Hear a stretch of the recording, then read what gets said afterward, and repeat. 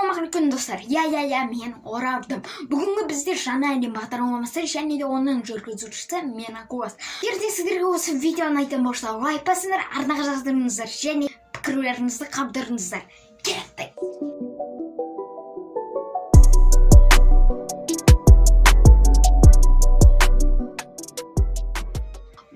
Ретінде хакер деп Википедияда әлемдегі ең күрделі саналатын, яғни ұрлыққа немесе яғни қорғайтын бір сайтты сол адамда атайды. Ал біздің қоғамда сол хакер мысалға ұрлықшы деп атқа ие болады.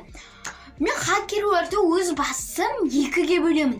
Біріншісі ол яғни қоғамда ойлайтын, тек қоғам үшін жасайтын, екіншісі ол өз басын ойлайтын, мысалға ақша үшін істейтін.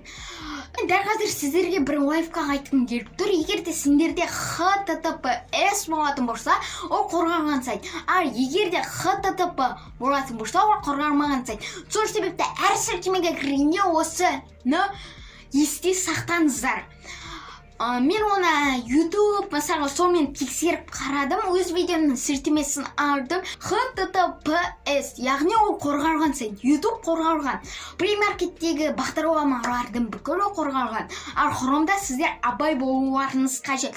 Мысалға өтірік сілтемені пихатиді, сосын сіздің компьютеріңізге доступ алуы мүмкін, немесе ұялы телефондарыңызға. Мысалға дәл қазірдің өзінде сіздің ұялы телефоныңызды қарап отыруы мүмкін. Сол себепті сіздер телефондарыңызды сақтап отырыңыздар. Қоғамда осы хакерлерге алданып жатқан адамдар көп, әсіресе ютубер.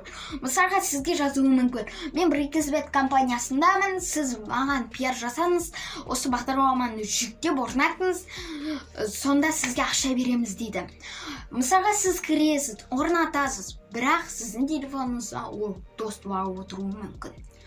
Біздің, яғни ютуберлерден алданған адам өте көп. Ол Нұрлан Қаламов болсын, Майк Миллер болсын, Бека болса да.